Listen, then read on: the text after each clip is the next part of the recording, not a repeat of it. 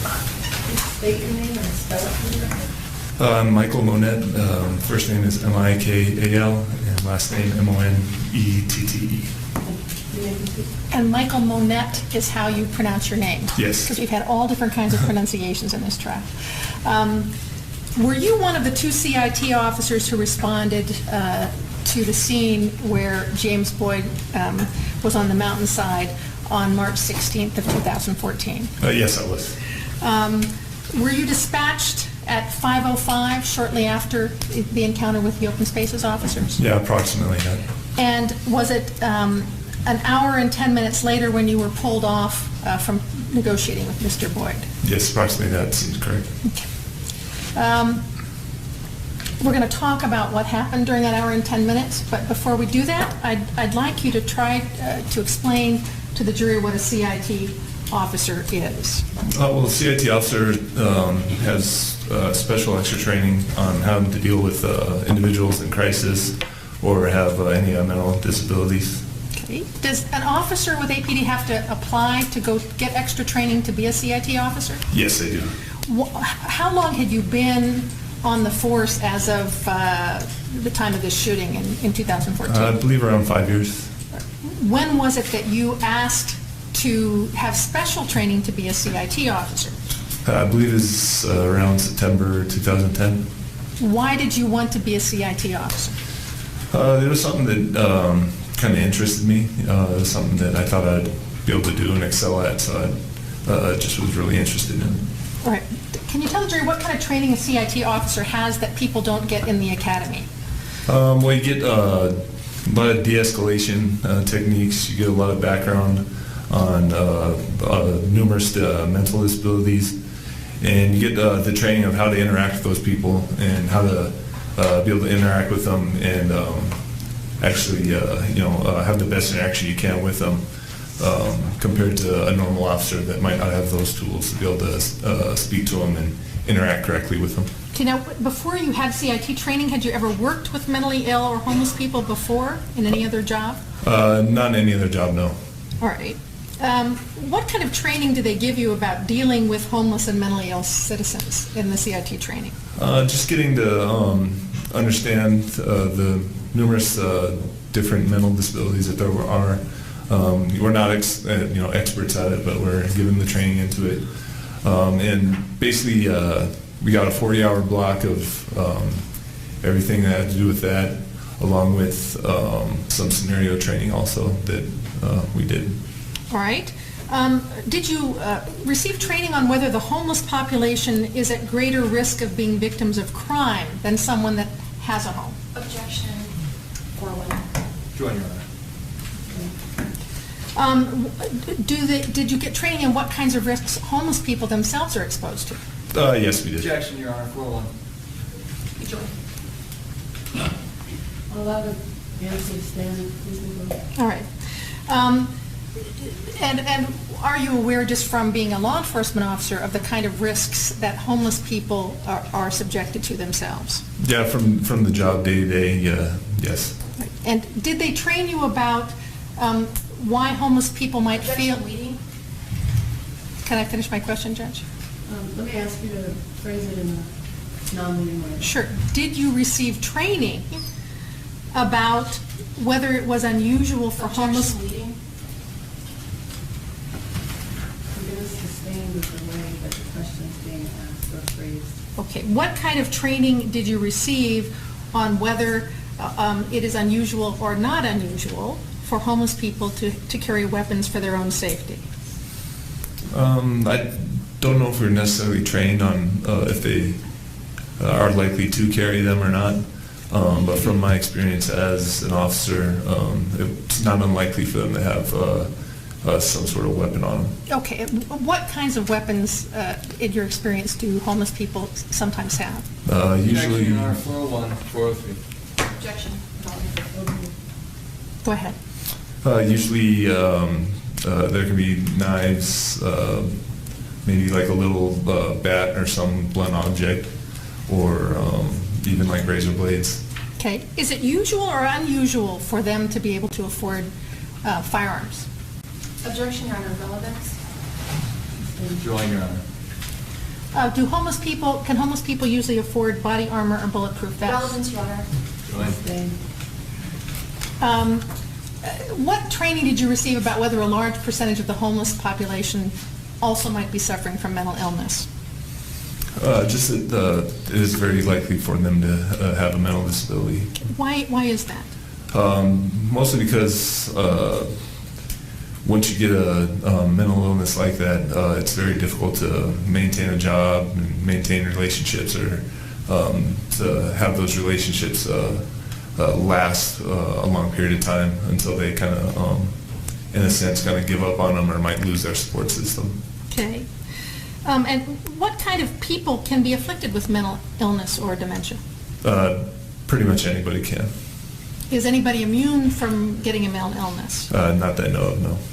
Lawyers, judges? Objection, relevance, Your Honor. Join. Okay.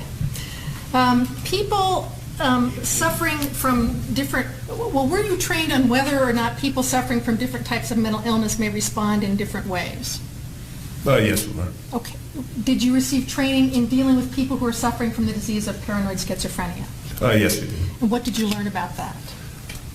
Just they could be, real erratic. Emotions go up and down. They can also maybe hear or see things that might not be actually happening or going on, along with most of the other side effects that are pretty common. Okay, and how did they teach you to deal with somebody who was suffering with that kind of disease? Basically, you want to ask them flat out, are you seeing or hearing anything that might not be there or might not be something that I could hear or see? And along with that, just learning how to communicate with them, trying to see what kind of problem that they might be having and what might be the main reason why we're out there, and just trying to do it in like a non-threatening type of manner. Do people suffering from schizophrenia have any problem being touched, physically touched? From what I understand, they can. Okay. And what kind of response can they have if you try to touch them? They might get irritated or get further agitated. Okay, excuse me just a second, Judge, I forgot one thing.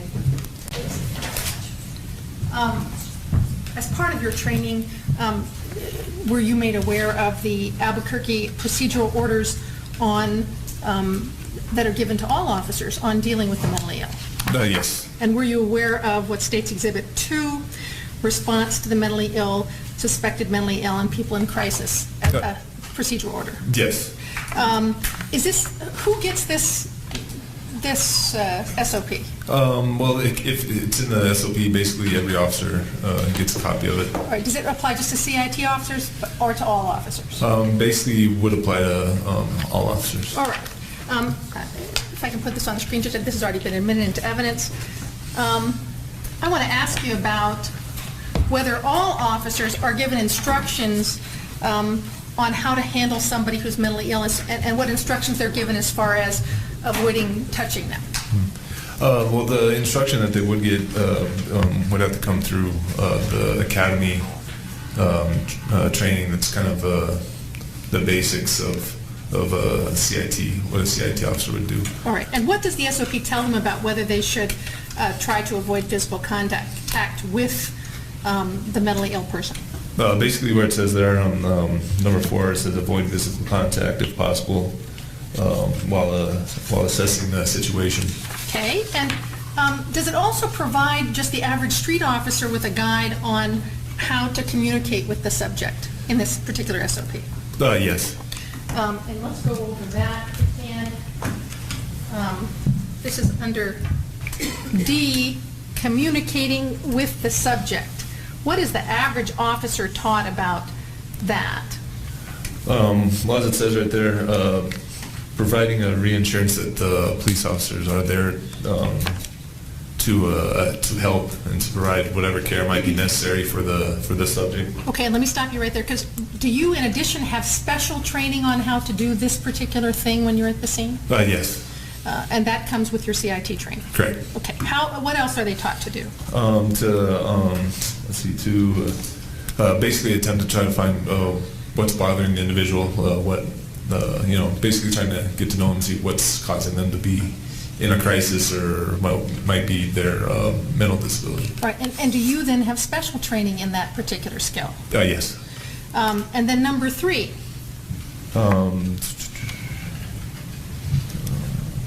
Basically, this one is just allowing the subject to ventilate whatever type of, whatever he's feeling or whatever kind of emotions he has going on, or whatever kind of crisis he's in, while trying to kind of figure out what's bothering him. All right, and how do you physically do that? Like if I were the person who was having the issue, what would you be asking? I'd be asking them what's going on today. What have you been doing today? Basically just trying to assess them. See what they're going through, see what they're trying to communicate to you. At the same time, they might be a little agitated, they might be upset, but as long as they're being non-threatening and just being kind of loud and aggressive, just loud, that's kind of acceptable to just kind of let them vent that way. Okay, and why is it acceptable to let them vent? Because if they vent it out, there's a greater possibility that the situation would be resolved. Okay, and then what else is the average officer taught? Number 4. Yeah, that's the avoiding the topics that might agitate. Well, I think we're one ahead. Let's look at 4 right here. What does that one say? It says do not threaten the subject with arrest or physical harm. Okay, why? Basically, like the last one, you don't want to further agitate the subject to make the situation worse.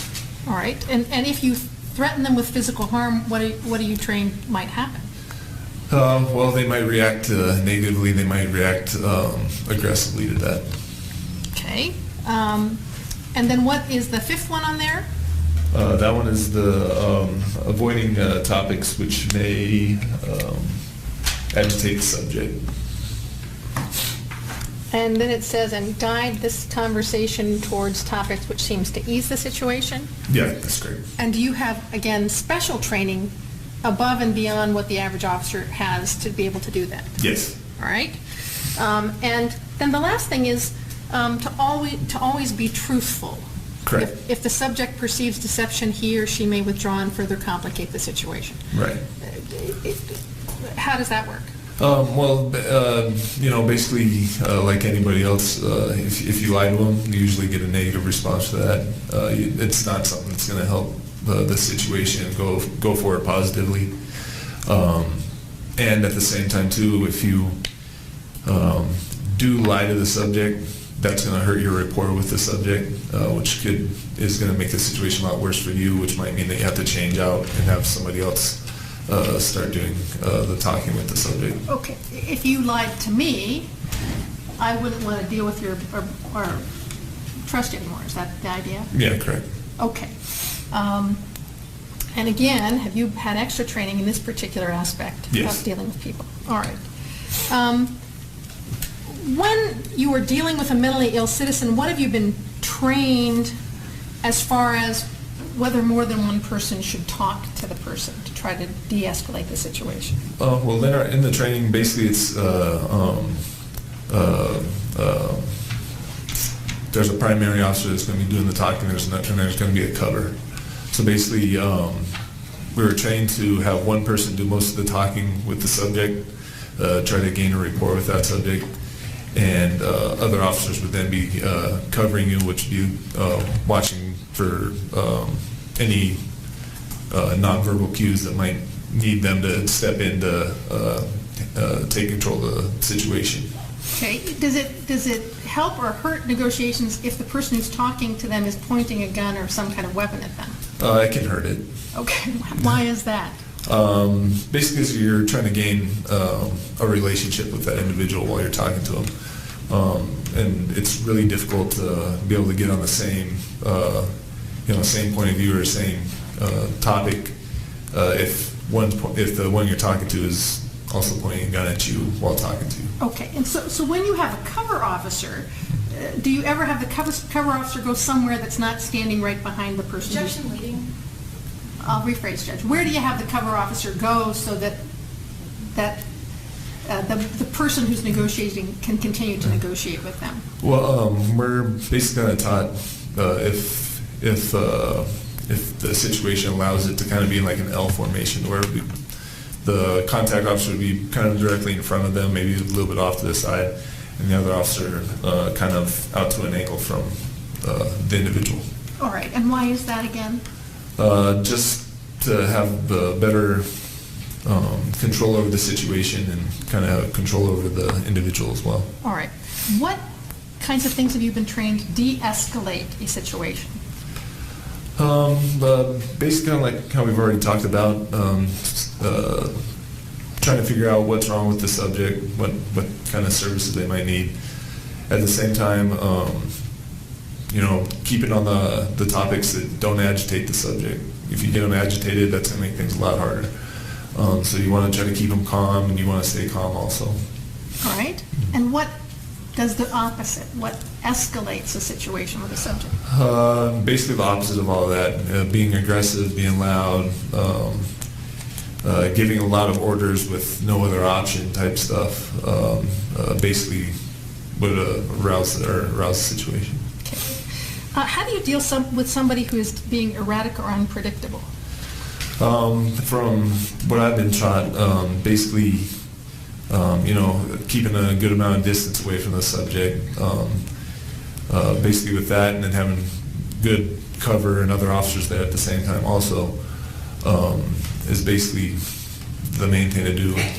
Just cover, distance, and trying to calm the subject down. What is your training about whether a person can be threatening one moment and then change and be different? I guess, can you repeat the question a little bit? Sure. What is your training about, well, first of all, is it a surprise that a mentally ill person might be erratic or unpredictable? Objection, speculation. Based on this training, Judge. Go ahead. Sorry, can you repeat it again? Yeah, is that unusual that somebody who's suffering from a mental illness might be erratic or unpredictable? No, that's not unusual. Okay. And can a mentally ill person be threatening one moment and then surrender the next moment? Yes, they can. And have you seen that happen with your own interactions with dealing with mentally ill people? Yes, I have. What is the tactic for getting them from being afraid and threatening to giving up? What's the approach that you do? If I'm threatening you and angry at you and screaming at you, how do you get me from there to giving up to you? The occasions that I've had that have gone that way, it's basically waiting it out. Part of it has a lot of them doing when they're erratic. Like I said earlier, as long as they're not like threatening with like a weapon or anything like that, as long as you keep letting them vent it, after a certain amount of time, there's a possibility that they vented everything out, they're kind of tired out, and have came back down from that high and that aggression. Is there a time limit on trying to get someone from being threatening and erratic to giving up? No, not that I know of. Okay. How many encounters with mentally ill people did you have before 2014? Mentally ill people or people in crisis had been hundreds, probably. All right. And of those encounters, can you give me a range for what was the shortest time that you got it resolved and what was the longest time that you got it resolved?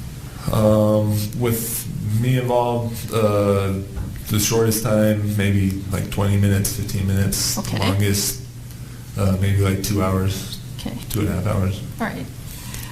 And did you ever have an occasion over all that time with those hundreds of encounters where you were not able to successfully talk the person down and get them to give up?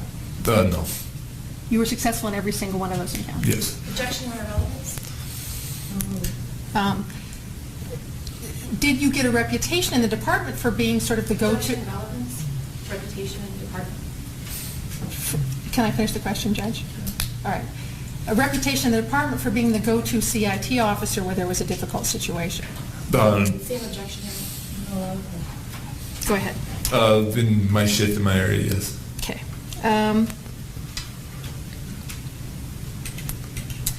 Did APD provide you training in how you keep yourself safe while dealing with someone who is mentally ill?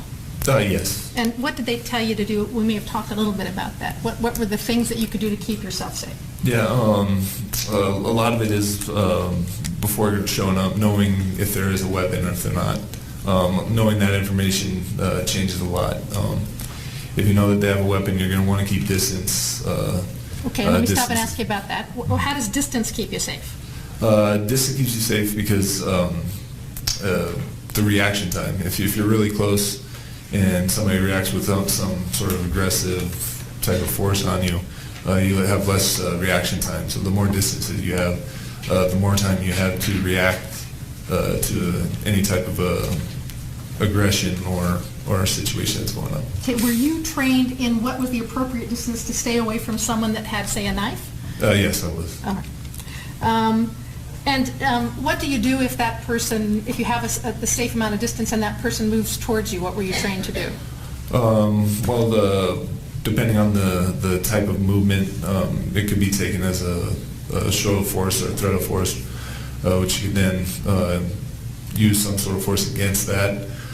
You could also move backwards. You can move around. There's many different options you could take in that type of situation. Okay, were you trained whether it would ever be appropriate for an officer to move within the danger zone to have the excuse to use deadly force on a person? Have I ever heard of that? Or? Relevance. Sustained.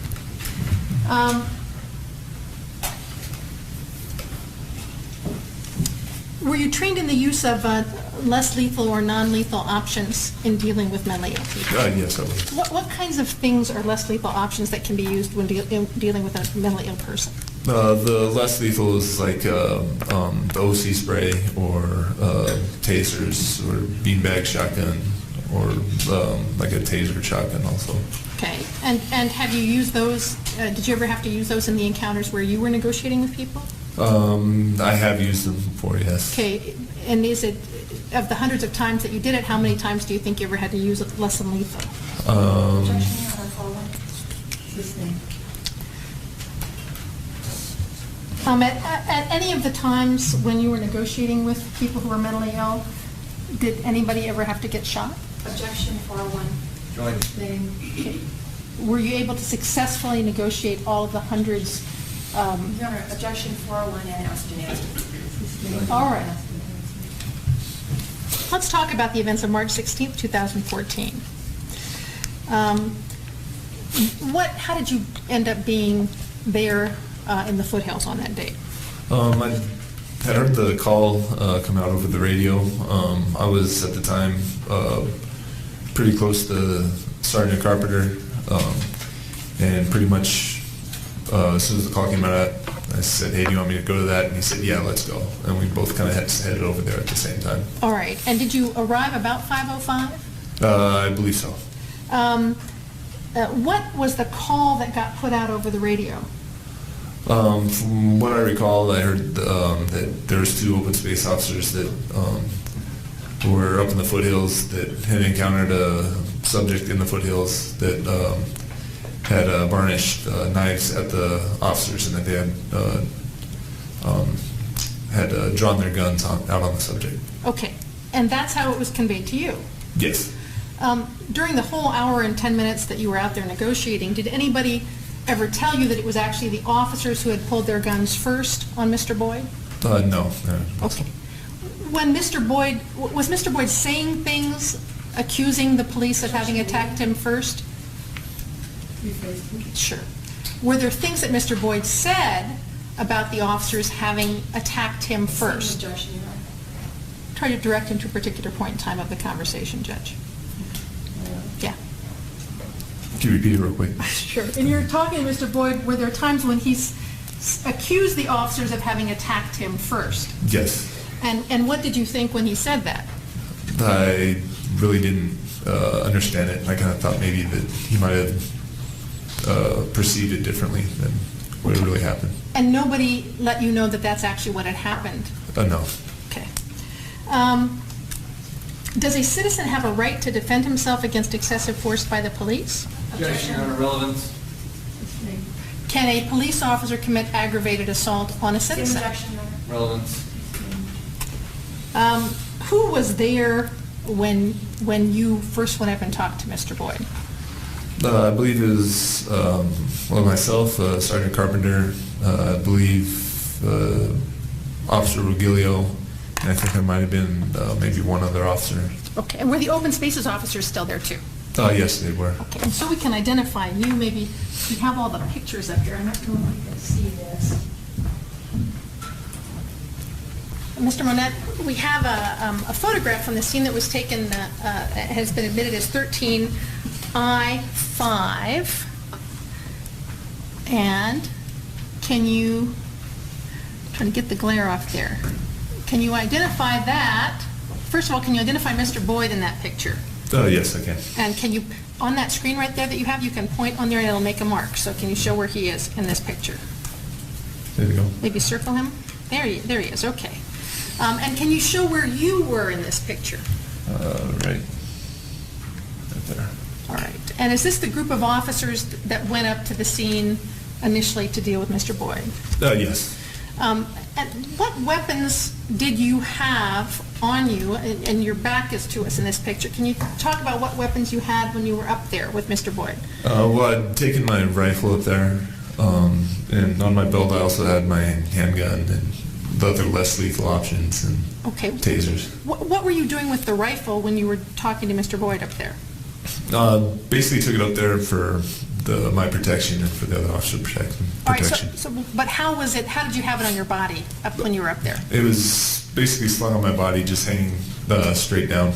Okay. When you were negotiating with Mr. Boyd, did you ever point it at him? No. Or did you point any weapons at him? No. Okay. Let me show you a second picture, which is a little bit later, I think, 13I1. And if you'll touch the bottom left of your screen twice, it'll erase those little dots. Down to the bottom. There you go. There you go. Okay. And this is at a different point in time. Again, let me get the glare off Mr. Boyd. Can you point out Mr. Boyd there, please, again? Okay. And where are you in this picture? Right here. All right. And can you talk about what's going on in this particular picture here? Basically, we still got good distance away from Mr. Boyd, and probably just in the middle of a conversation talking with him. All right. In both of these pictures, did you believe that you were at a safe distance from Mr. Boyd? Yes. Was that based on your training and experience? Yes, it was. And tell me who this fellow is up at the top of the picture here. I believe that's right here. Yes. That's Brock Nipreth. And what was Brock Nipreth doing up there? He was kind of another cover officer. Right. And was he a CIT trained officer as well? Yes, he was, or is. And is this configuration the appropriate configuration based on your training and the thing that you talked about before about an L shape? Yes, it's a little off, but it's manageable. Okay, and why do you have the person who's providing cover for you up here as opposed to down here with the people who are talking to him? Like I said, it kind of can help a little bit with containment and control over the subject. Even though all these people were here, who was the person primarily responsible for talking to Mr. Boyd during the hour and 10 minutes that you were there? That was myself. And how, was there anybody there with a beanbag shotgun, by the way? I believe so, yes. And how, can you go through and tell the jury how this approach worked with Mr. Boyd? Which approach? You talking to him. Basically, while I was side with him, it would kind of go up and down. There'd be times where I'd be able to get him to calm down, have a conversation, talk about things, and then other times he'd get up and get a little more agitated, just angry for really no apparent reason. And that's kind of how it went most of the time, is just kind of going in between those ups and downs. Okay. And at some points, did he express anger because he said he... Can I finish the question, Judge? Did he express anger based on his perception that he'd been threatened first by the officers? Objection, meeting. Same objection, calls for speculation. What did he say was the source of his anger as related to the officers, the open spaces officers who'd come up there? I believe he kind of said that he really didn't understand why we were up there. He didn't think he was causing any harm, and kind of felt like that. One of the things that he was saying was the knives that he did have, that he felt like he was protecting those. That his knives were protecting him just as much as our guns were protecting us. Okay.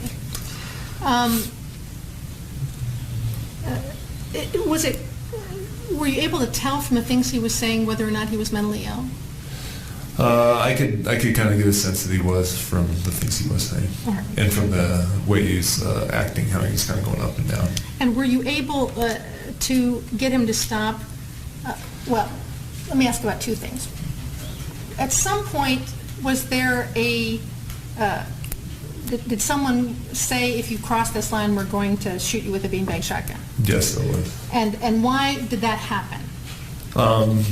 Basically kind of happened because at one point in the conversation he did get the knives, he got them out, kind of held them out, and acted like he was going to come towards us, and might have actually taken a few steps towards us. Uh-huh.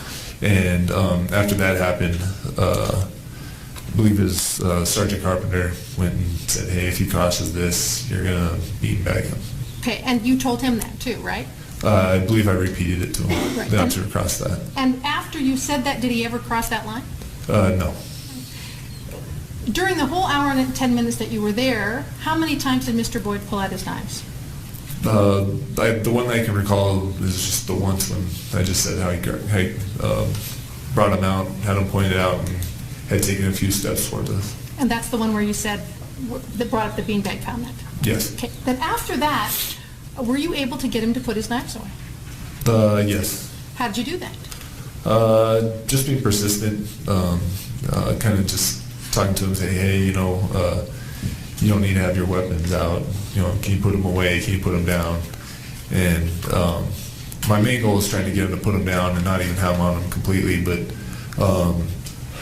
he basically got to the point where he's like, I won't have them out, but I'll have them on my body still. I couldn't get him to take them. I couldn't get him to throw them off his body or put them down. Okay, and was there a time when he was putting his hands, he put his knives away, but he was putting his hands in his pockets? Yeah, he put his hand in his pockets. And were you able to get him to stop putting his hands in his pockets?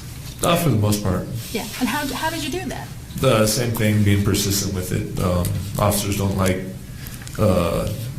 talking to a subject that has been patted down or that's a mystery of what he has, putting their hands in their pockets because you don't know what they're capable of. There is a possibility that they could maybe have a gun or something else in there that they could be retrieving. So we like to see the hands as much as possible when that Okay, happens. but how did you get him to stop doing it then? I basically just repeating, hey, officers don't like, people putting their hands in their pockets. Can you please keep your hands out of your pockets? And just being persistent with that. Okay, and then did he stop putting his hands in his pocket? From what I recall, he stopped greatly. After you said, cross this line, we're going to beanbag you, did he ever approach you or run at you at any time that you were out there? I don't believe so. And was he a danger to the officers at the distance at which you were talking to him? No, with the knowledge of him just having knives, no. Okay. While the field officers and CIT were talking to him, was there any reason to shoot him? No. And why is that? Basically, from the distance we were at, there really wasn't a threat or a deadly force threat. Okay. Even if he called you names? Correct. Even if he threatened to kill you? Correct. Even if he pulled... Objection leading. Well, was him having a knife enough for you to shoot him from that distance? No, it wasn't. Let's talk about what happened after the rope team arrived.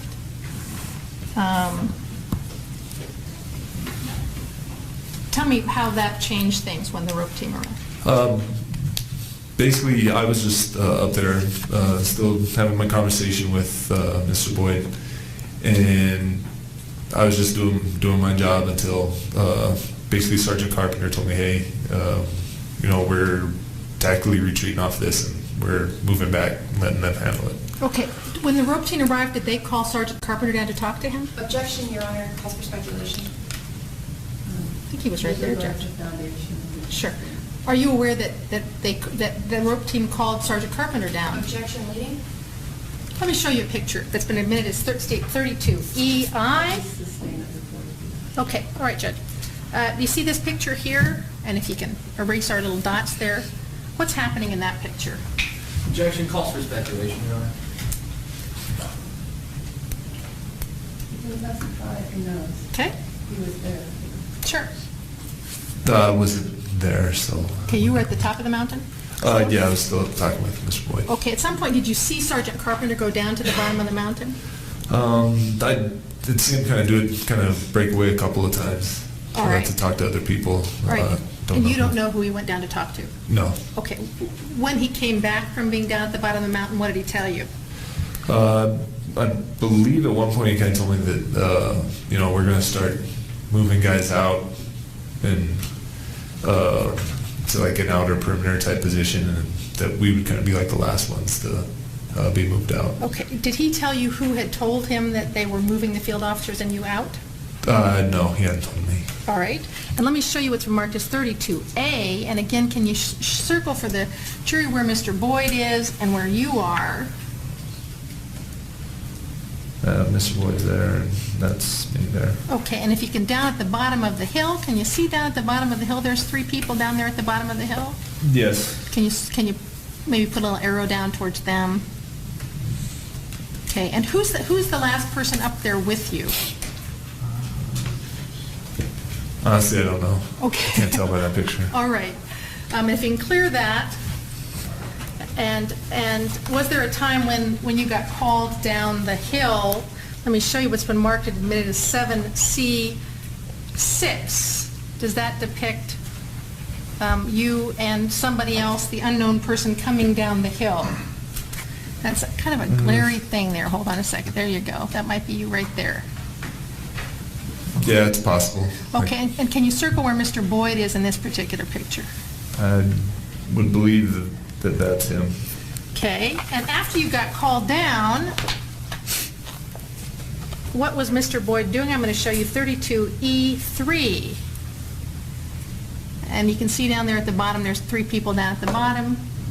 Your Honor, I object to describing the picture. I think the witness can describe the picture. Okay, can you describe whether Mr. Boyd was left alone by himself for a while? To the picture, yeah, it seems like he's up there kind of on his own. There's not too many people other than the 3 down here, or Okay. however many are down there. Thank you very much. Did anybody ever come up and talk to you about whether they thought it might be fruitful for you to continue talking to him before they pulled you off the mountain? No, I don't believe so. When you came down, well, I don't think we talked about this when we were talking about CIT. What is the practice or your training about what's supposed to happen when a CIT officer is already talking to somebody and has established rapport and somebody else comes on the scene? Basically, the rule that they taught us in training is that if the CIT officer has a good rapport with whatever subject that they're dealing with, that most of the time that they would either stay on there, or it'd be the call of, say, like a negotiator showed up, it'd be their call if they wanted to take over or leave them on. Okay, and are there negotiators in APD that are even more experienced than CIT officers? Yeah, yes, there is. What are they called? Objection relevance. Judge, I think we'll talk about it with the SWAT team as well. They're with the SWAT team. So relevant to the SWAT team, too. Sustaining the Okay. Even if someone is a more experienced negotiator than you, what is the practice as far as leaving the CIT officer in place if they have a rapport with the subject? Your Honor, it's the same objection. sustaining the Okay. If someone is going to take over from the CIT officer, what is the practice, whether it is a CNC crisis negotiator or if it's somebody else, what is the practice as far as debriefing the CIT officer who's been dealing with the person? Objection relevance.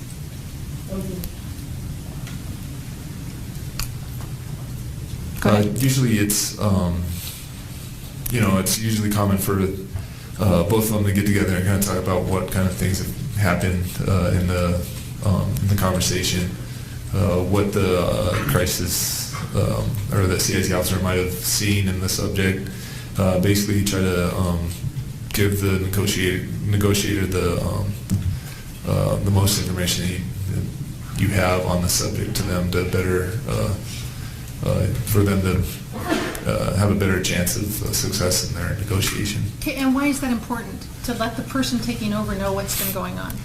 So they know, what's working, what's not, what might agitate the subject, what might calm the subject down. That way, so they don't accidentally do one of those things that might start agitating the subject. Okay. Did any of these three people in this photograph down here at the bottom of the hill, did any of them debrief you about what had been working and what hadn't been working over the last hour and 10 minutes? Not that I recall, no. Did they even ask you what you'd been doing for the last hour and 10 minutes? I don't believe so. Do you know if they even knew that you were a CIT officer? Objection, Your Honor. Calls for speculation. Join Your Honor.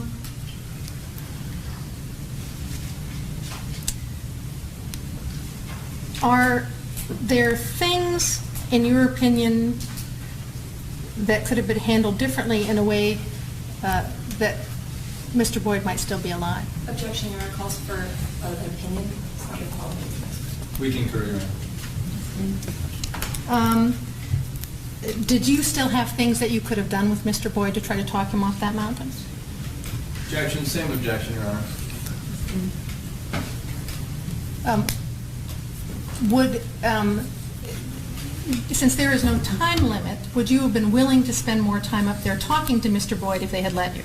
Same objection. Join. Board objection. Relevance, Your Honor, and it calls for speculation. With regard to that. Okay. Was it your choice to come off the mountain, or did someone tell you to come off the mountain? Asked and answered, Your Honor. He said Sergeant Carpenter did. Do you know who told Sergeant Carpenter to pull you off the mountain? Asked and answered. He said he didn't. I don't think I've asked that question at all, Judge. Okay. Do you know who, did Sergeant Carpenter tell you who had told him to pull you off the mountain? No. Where were you at the time, or where were you sent after they pulled you off the mountain? Basically, just further down on kind of like an outer perimeter type Okay, and spot. can I get you to step down again and so you can show the jury where you were at the time of the shooting?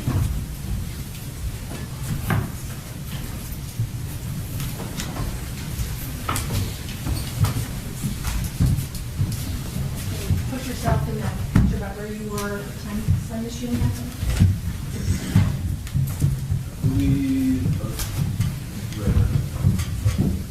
Okay. What was your role at the time of the shooting, or how were they using you or not using you at the time of the shooting? Basically, an outer perimeter is just keeping outside people from coming in. While you were there, did you have radio contact with everybody while you were on the scene? I believe everybody was on the same air at that time. Did you hear them call within about 15 or 20 minutes before the shooting, call for a CIT officer to be sent to the scene? I think I remember hearing that. And how did you react to them calling for a CIT officer to be sent to the scene? Kind of like, well, I'm here type of thought. Were you surprised? Were you surprised that they were calling for CIT officers when there were already two there? Yes, I was kind of confused a little bit. Okay. Thank you very much. Were you able to see the shooting from your position?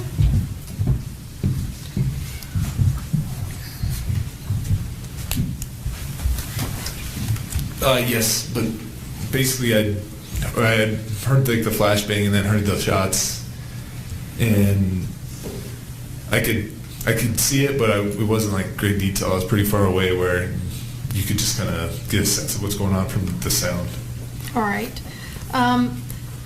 After Mr. Boyd was shot, what did you do?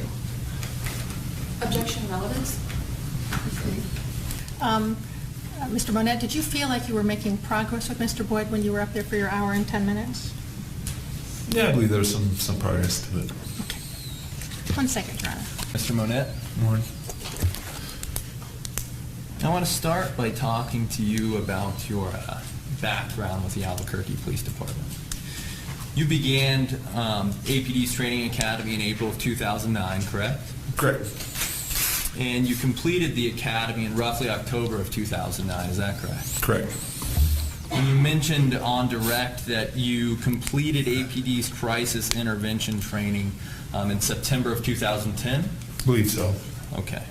And so at the time of the March 2014 incident, you were still a CIT officer, correct? Correct. And you were assigned to field services? Correct. So at the time of that incident, you had experience working as a CIT officer for approximately 4 years, correct? Correct. And during that time, as you mentioned on direct, you had been involved in hundreds, I think those were your words, hundreds of crisis situations, correct? Correct, or dealing with somebody with a mental illness or in crisis. Okay, and along those lines, during your time as a CIT officer, you would work to de-escalate situations that involved rational-minded individuals, correct? Correct. And you also work to de-escalate situations that involved individuals with mental illness who were in crisis, correct? That's correct. And during that time, as a CIT officer, you learn that sometimes you do the best you can and you don't get the result you want. Is that correct? Yes, that's correct. In other words, you learn that some incidents cannot be de-escalated or resolved using CIT techniques. Is that correct? Yes, it's possible. Now, based on your training and experience, your overall goal as a CIT officer is to de-escalate crisis situations, correct? Yes, that's correct. And you de-escalate, and you've been trained to de-escalate crisis situations by building rapport, correct? Yes, that's correct. And you build rapport. One of the ways you can build rapport is by encouraging someone to stop thinking about what is going on and redirecting them to essentially think about something they care about. Is that correct? Yes, that's possible. It could be directing their attention to their family, correct? Yes. Their pets? Yes. Anything that they really get any joy out of or enjoy doing. Okay. And you also try and assure these individuals who are in crisis that the situation can be resolved peacefully. Is Yes, that correct? that's correct. Now, in addition to redirecting their attention, it's also important to show empathy for someone in crisis, correct? Yes, that's correct too. And showing empathy for that individual in crisis can assist you in building rapport. That's correct. And based on your experience, once you've been able to establish a good rapport with someone in crisis, it's much easier to convince that person to cooperate with you, correct? Yes, usually that helps a lot. And once someone is willing to cooperate with the once someone is willing to cooperate with the directives you are giving them, it's possible to de-escalate a situation, correct? Yes, that's correct. But nonetheless, you need to have that cooperation before you can de-escalate the situation, correct? Yes, that's pretty big right there.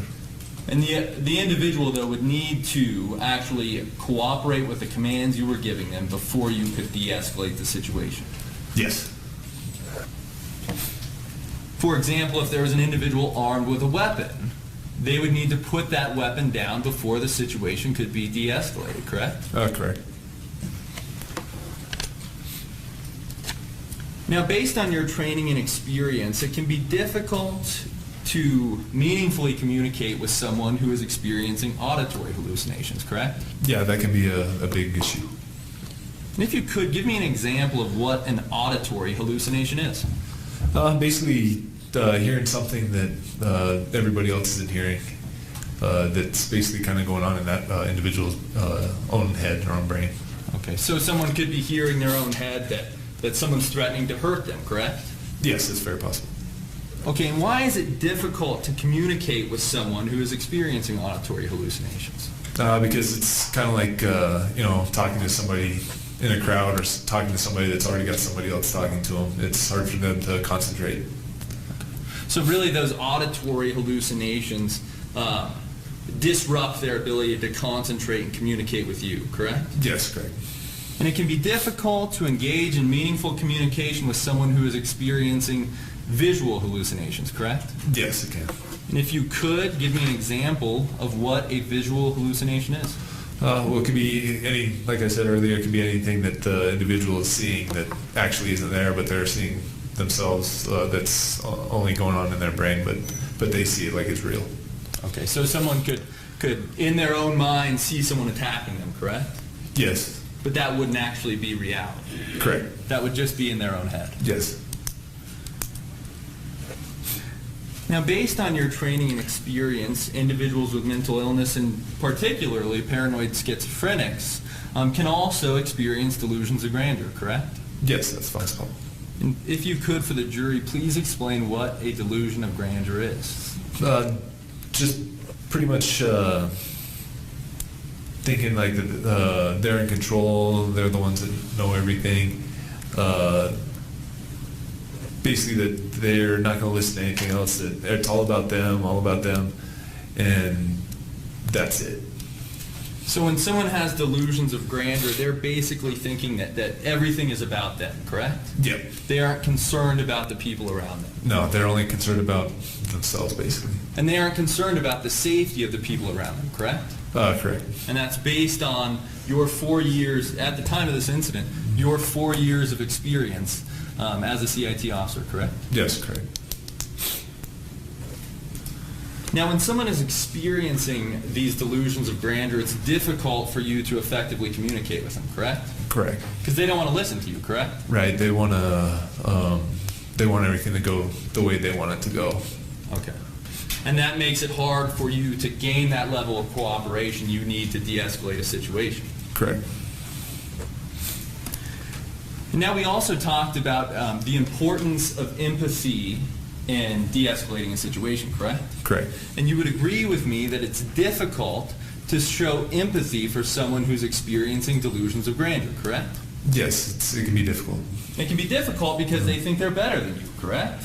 Yeah, not as much as that, but just basically that it's hard to, because if they're trying to be in control, if they're the ones trying to be aggressive, it's hard to it's hard to empathize with that, because the roles should be reversed. So I guess in a way, yes. Okay, you can't empathize with someone who is trying to control you, correct?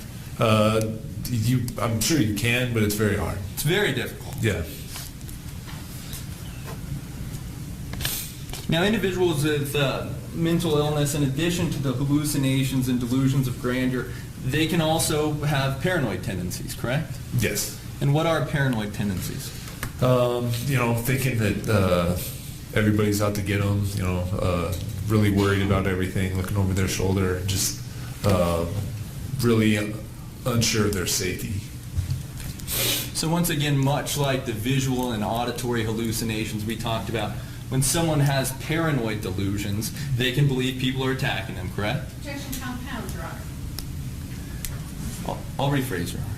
When someone is experiencing paranoid tendencies, they can believe that people are attacking them, correct? Yes, it's possible. And that's based on your experience as a CIT officer, correct? Correct. And that thought of people around them attacking them is simply a thought within their head, correct? Correct. It's not based in reality. Correct.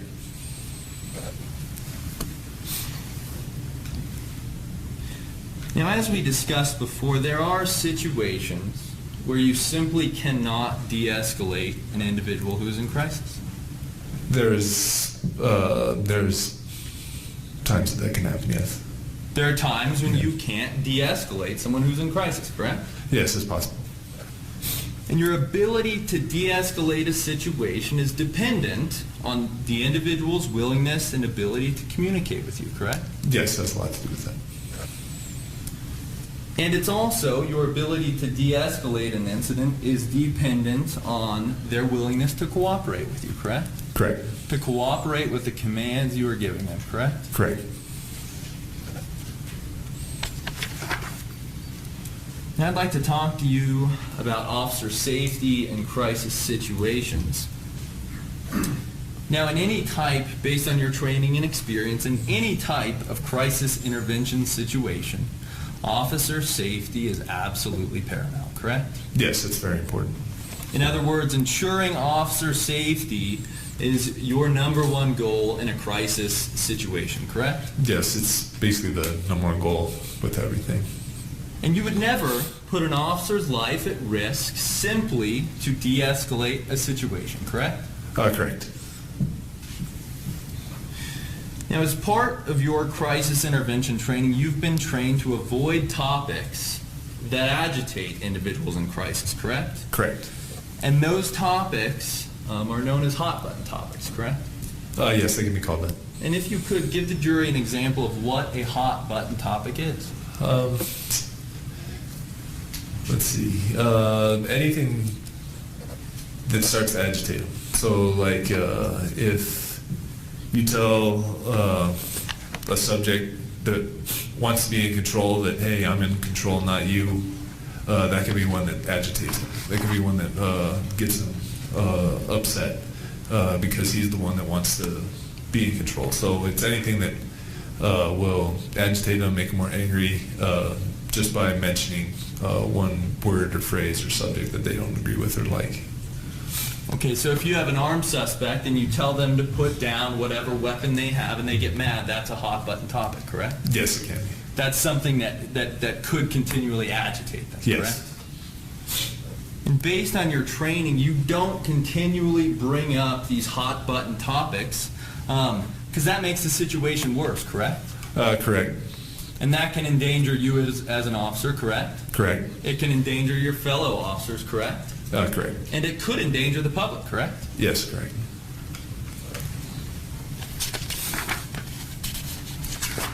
Now, Ms. McGinn on her direct talked to you briefly about your training regarding distance in a situation where someone's armed, correct? Yes. Have you been trained on the tool or drill? Yes, I have. And, well, if you would, just please explain what the tool or drill is. Basically, what it is, it's like a 21-foot rule, basically where they teach you in the academy that to be able to react to an act of aggression from a suspect, you need to have a minimum of 21 feet. Basically, at the time, I had kind of brought mine out to 30, even though being taught 21 in the academy, and I think the rest of the nation is kind of moving towards 30 also on that right now. Okay, so you were taught in the academy that a knife is a deadly weapon within 21 feet, correct? Objection, misleading on the tool or drill, Your Honor.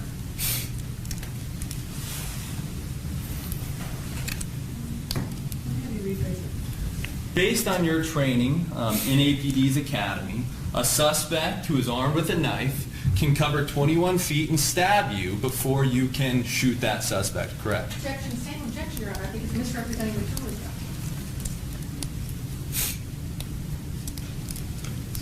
I'm going to let him answer the It question. depends where the gun is, Your Honor. Is that how you were trained?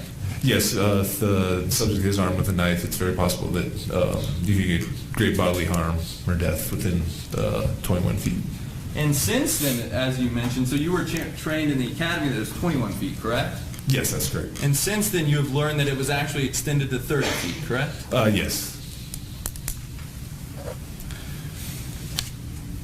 Now, as you testified, well, second to officer safety, the primary goal of crisis intervention is to de-escalate, correct? Yes, correct. And when an individual in crisis is armed with a weapon, the most important aspect of that de-escalation would be convincing that individual to disarm or put down their weapon, correct? Yes, that'd be a big part. And as you testified before, hot button topics, such as putting down a weapon, must be avoided because they could put officers at risk. Is that Yes. correct? Yes, that's correct. And now if an individual became agitated every time you spoke with them about their weapon, that would be considered a hot button topic, correct? Correct. And as a CIT officer, you would want to avoid talking to that individual about putting down their weapon because that would escalate the situation, correct? Correct. Other than the fact that he has a weapon is something that has to do with officer safety also. So even though it is a hot topic, it's still something you would have to bring up to de-escalate the situation anyways. Okay, so you'd have to bring up that weapon, which is a hot button topic, to de-escalate, correct? Correct. But bringing up that weapon would actually escalate by causing them to become agitated, correct? Correct, it could. So in that situation, as a CIT officer, you're stuck between a rock and a hard place, correct? Correct, yes. You need to de-escalate the situation. In doing so, you need to have them drop their weapon, correct? Correct. But asking them to drop their weapon causes them to get madder and madder, correct? Yes, that's correct. And that's the rock and the hard place, correct? Yes, I agree with that. Now I'd like to talk to you about the meaning of words. Now, based on your training and experience, it is common for you as a CIT officer in the field to be placed in situations where you know very little about the intentions of an individual who is in crisis. Is that correct? Yes, I would agree with that. And in order to gather information, you have to rely on words and actions of the individual who is in crisis, correct? Yes. And based on your training, words can be very meaningful, correct? They can help, yes. Words can give you insight into the thoughts someone is having. Yes. And those are the words spoken by the individual in crisis, correct? Yes. And words can also offer you insight into the feelings someone is experiencing. Yes. Is that correct? That's correct. And words spoken by someone in crisis can offer you insight into what their intentions are. Is that correct? Yes. Now, fortunately, in addition to the words that are spoken by someone, you can also rely on someone's actions to provide you with information about what that individual's intentions are, correct? Yes, you can use that. Much like words, actions can provide you with insight into an individual's thoughts, correct? Yes, correct. Actions can provide you with information regarding an individual's feelings, correct? Yes, correct. And much like words, actions can provide you with insight into what someone's intentions are, correct? Yes, it can. Now, in addition, based on your training and experience, you have the words someone's spoken and their actions, and then you also have their personal history, correct? Yes, that's correct. And that's something that you can access as an officer, correct? Yes, it is. If given time, you can access that information, Yeah, correct? yeah. If you got the time and the resources, and you can. And that information regarding someone's personal history can also provide you with information as to what someone's intentions are, correct? Yeah, I can give a baseline. It can give you a baseline of what someone's capable of, correct? Yes, correct.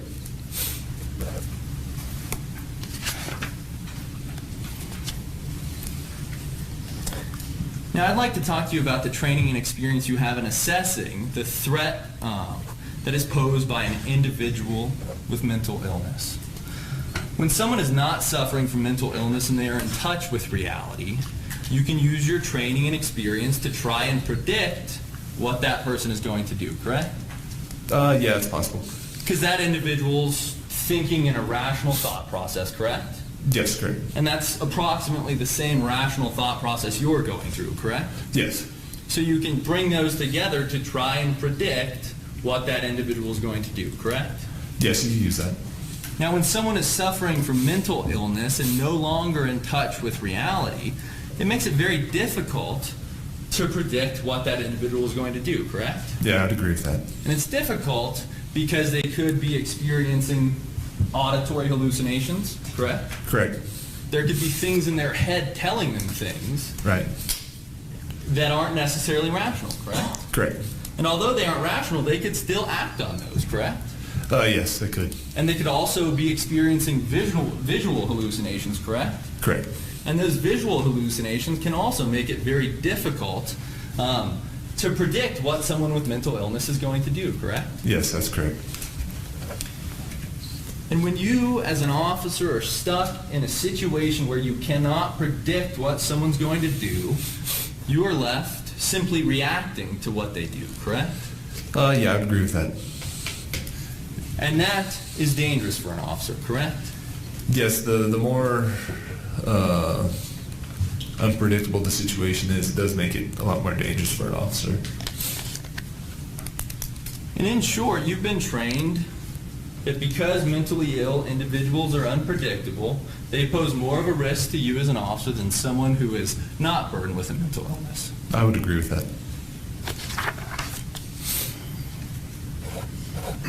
Now, Your Honor, I'm going to go into the incident. I don't know if you want to take a break at noon or I can keep going. It's a good time to break, we should give the jury lunch. Okay.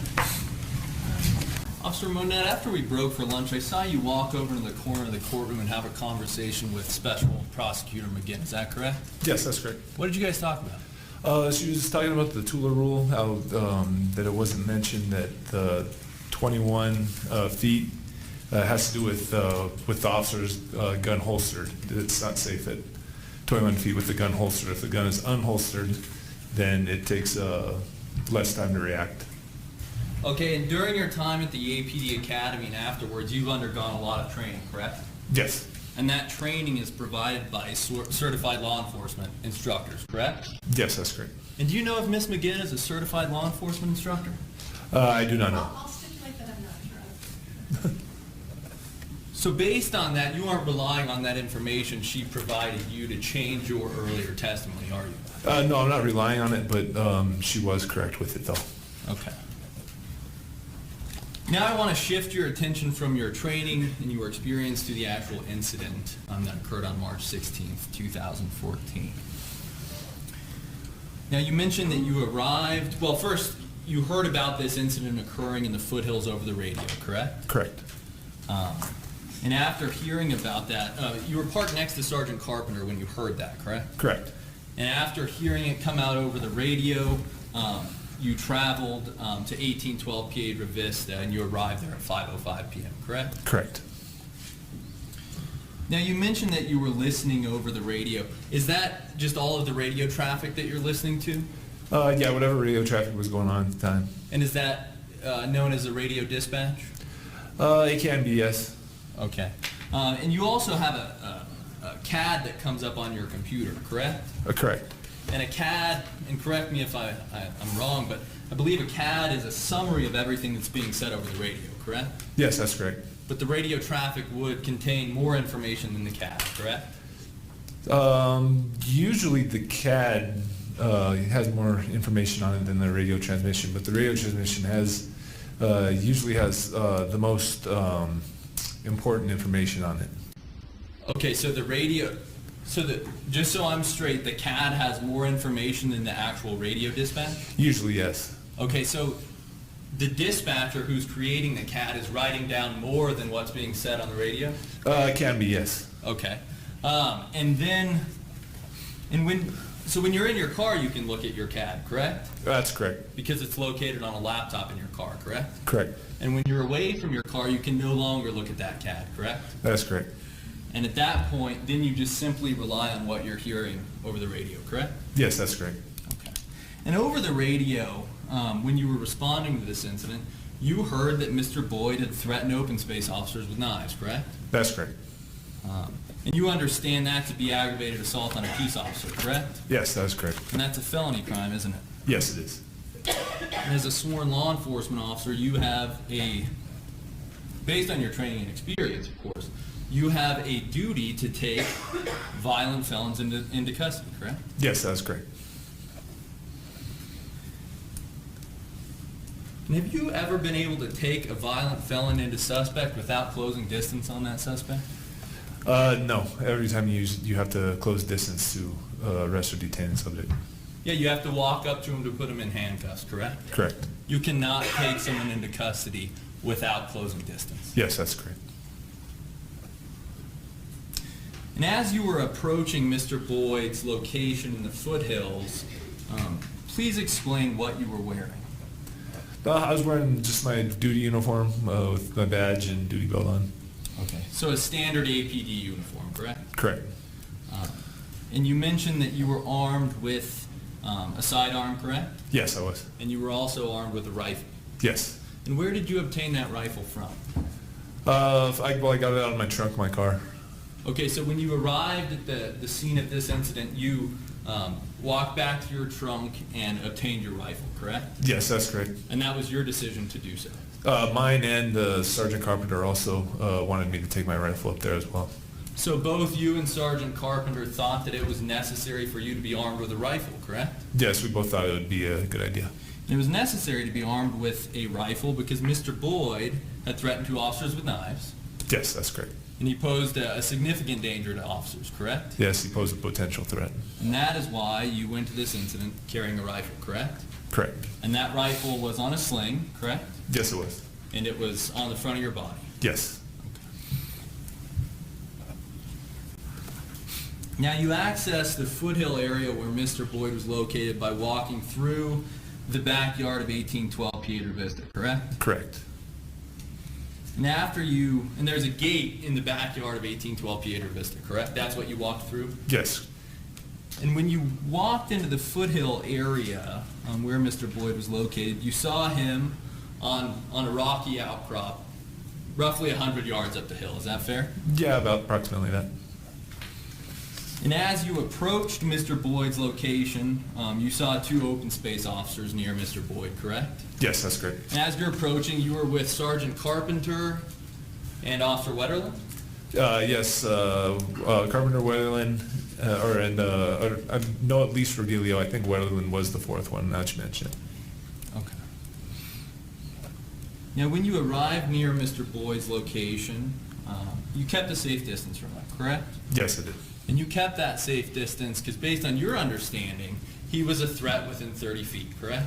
Yes, that's correct. And that's because he was armed with knives. Correct.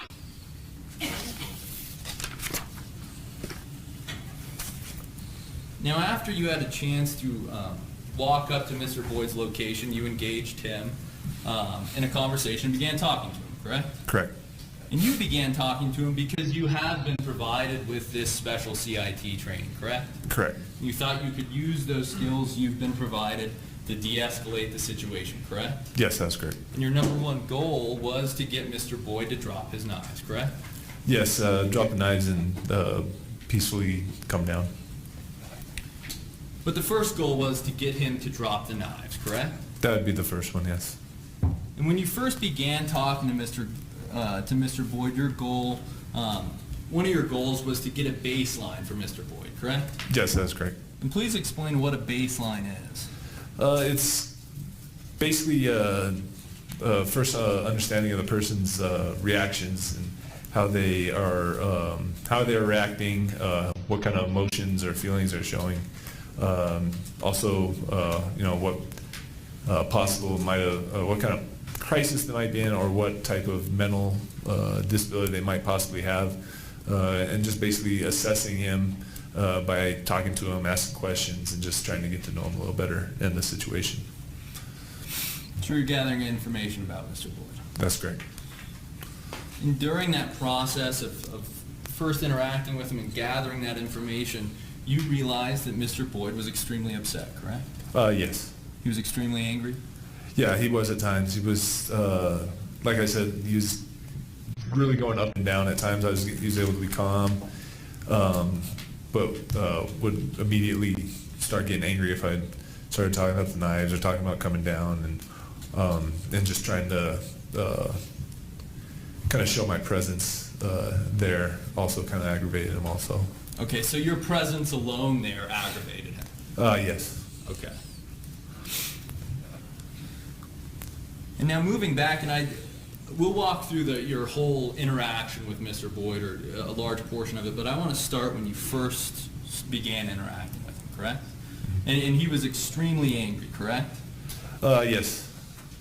And based on your training and your experience and your initial observation of Mr. Boyd, you believe that he was upset at the situation he had put himself in, correct? Yes, I believe so. And he had, based on your understanding, he had put himself in that situation because he threatened officers with knives, correct? Correct. This wasn't an incident about illegally camping, was it? Not as much at this point, no. Not after he'd brought out the knives. Mr. Boyd's act of committing a felony crime against officers trumped that illegal camping, correct? Well, I think the illegal camping was the first reason we came out there. The second reason was because he had varnished the knives. Okay. And that's why you were called out, is because he had shown officers those knives and threatened them with those knives, correct? Correct.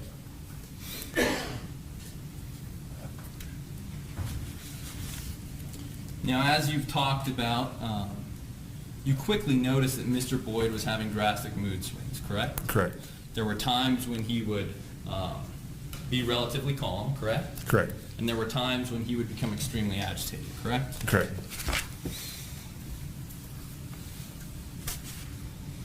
Now, as we discussed earlier, when someone's having these mood swings, going from being calm to extremely agitated, those individuals are unpredictable, correct?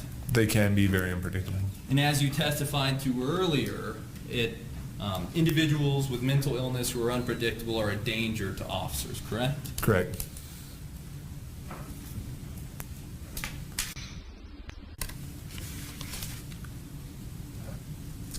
Now, you quickly realized, in addition to the fact that Mr. Boyd was unpredictable, he was experiencing thoughts of grandeur, correct? Correct. Or delusions of grandeur? Yes.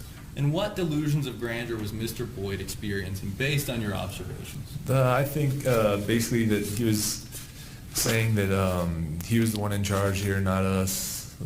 He wasn't going to come down. He wasn't going to listen to us. Basically saying that he was the one in control and that we had to listen to what he said and not the other way around, not him listen to us. So, due to the delusions of grandeur Mr. Boyd was having, he thought he was in charge, correct? That's correct. He thought that he did not have to comply with any of the commands you were giving him, correct? Correct, or at least he believed that he didn't have to. And as you mentioned before, it can be very difficult to show empathy for someone who is experiencing delusions of grandeur, correct? It can be. And in this instance, when Mr. Boyd thought he was in control and thought he was in charge of you, that made it difficult to show empathy for him, correct? Yeah, that and the threat, at least that one threat where he had the knives out and kind of came towards us, at that moment also it made it pretty hard to be empathetic of him at that point because of his aggression. You have to kind of change modes at that point. So it was difficult to be empathetic because Mr. Boyd was threatening you with knives, correct? Correct. He was threatening to kill you with knives. Correct. And Your Honor, at this time I'd like to play a portion of what's been admitted as Defendant's Exhibit B1A, that's Officer McDaniel's taser cam video. I would also, along with that, like to play a transcript of Officer McDaniel's video, which has been marked as Defendant Perez's Exhibit D3. Can I play that video, Your Honor?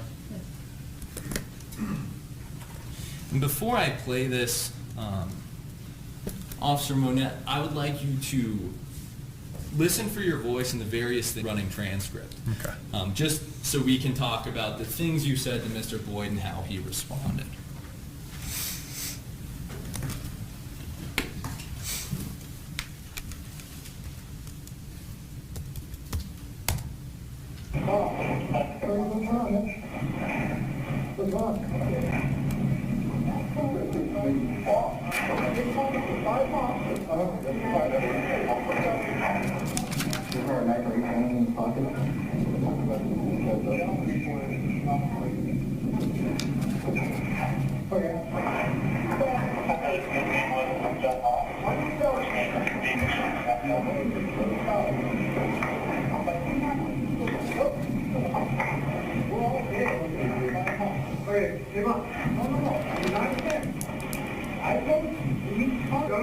Put the knife down. You got the knife down. Put your hand down. How can you be quick?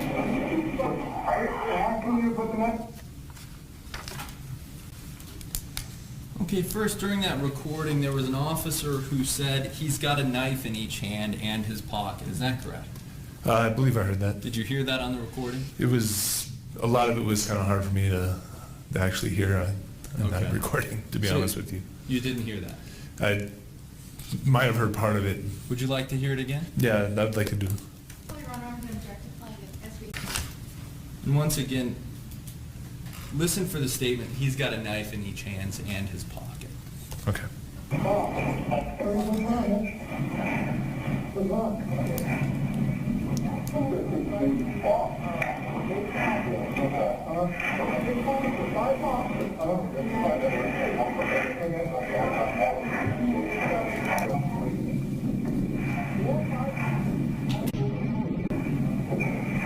Okay.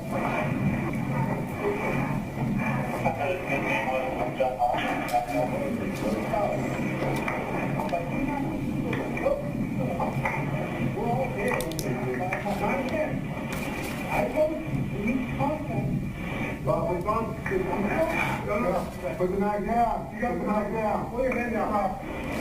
How can you keep put the knife? Just listen to, did you hear an officer say he's got a knife in each hand and his pocket? Yes, I heard it at that time. Okay, so at the time, and it's fair to say, based on the movement in this video, you and the officer who this video was taken from were walking up towards Mr. Boyd, correct? Correct, seems that way.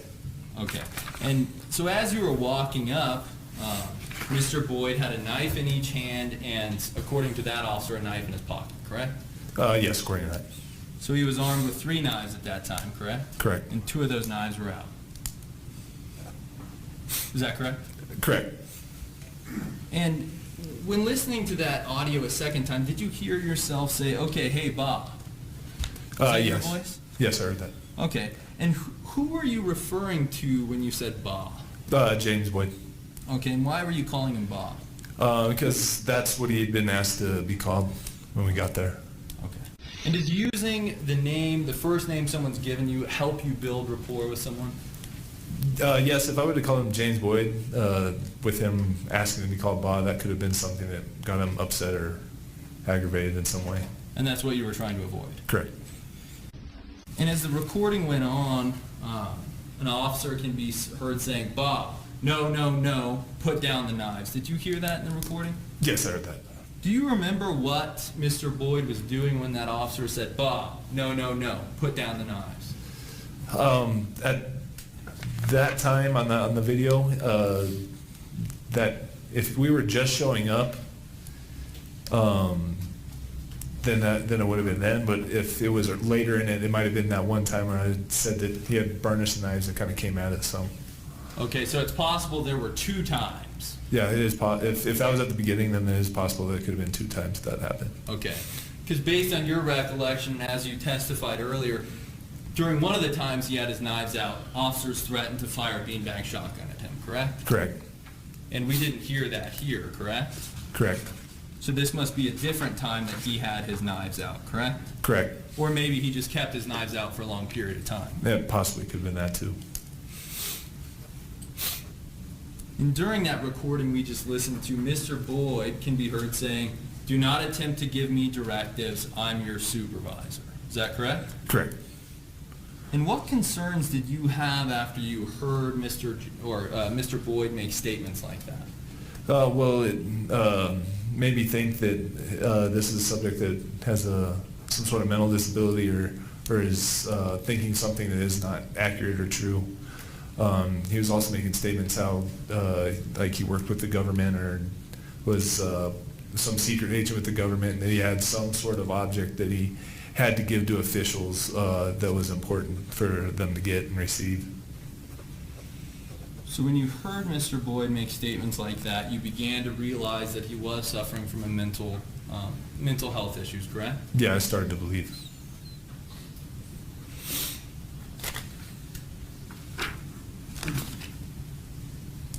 Now, when Mr. Boyd said, "I'm your supervisor," is that a good example of some of the delusions of grandeur Mr. Boyd was experiencing? Yes, I would agree with that. In addition to claiming that he was your supervisor, and he wasn't just saying that to you, he was saying it to all the officers based on your observations, correct? Yes, that's correct. Okay, I'm going to play another clip from you from Officer McDaniel's video, which has been marked as Defendant Perez's Exhibit B1, and that's going to be from 12 minutes 13 seconds to 12 minutes 48 seconds. And I will include a transcript which has been marked as Defendant Perez's Exhibit D3 from page 20, line 25 to page 22, line 10. And once again, when I play this, if you could try, I know it's difficult because you haven't heard these. Right. But if you could try and pay attention to what's being said and specifically what you're saying. We want this to go smoothly, all right? We don't want to make calls. Calm down. All right. But here, for us to do that, we need to be able to talk to us, right? I do not. I'm going to tell you right now. You get too close, you're going to get feedback. Okay? What did I do?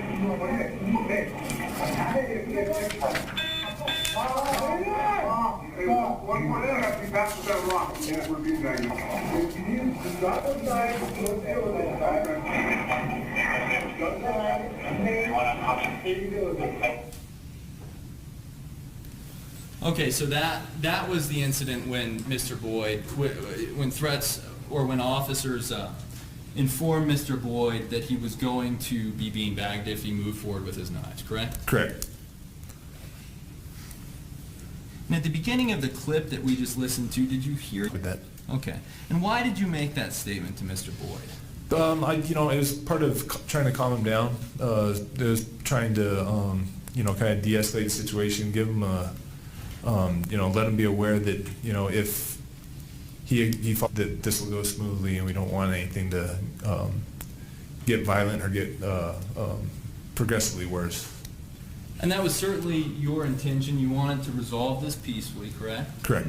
You didn't want things to get violent, correct? Correct. But nonetheless, Mr. Boyd would not put down his knives, correct? Correct.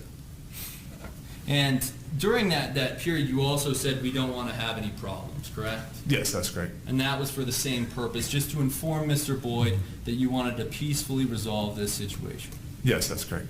And in response, Mr. Boyd said, you need to make contact now. Is that correct? Correct. Did you know what Mr. Boyd was referring to? I believe that has to do with what I mentioned just a few minutes ago, was that he had something that he needed to give to some sort of higher up official with the government because of him being involved with some sort of either law enforcement agency or spy type thing that he was talking about. So this was once again one of those delusions that Mr. Boyd was having. Yes. He was having a delusion that he needed to deliver something to the Department of Defense, correct? Yes, that's correct. And based on your testimony earlier, when someone's experiencing delusions, either visual or auditory hallucinations, that can disrupt communication, correct? Yes, it can cause a problem with. And with in this situation, it was disrupting communication, correct? Yes, I would say so. When you were pleading with Mr. Boyd for this incident to go smoothly, he told you that you needed to make contact, correct? Correct.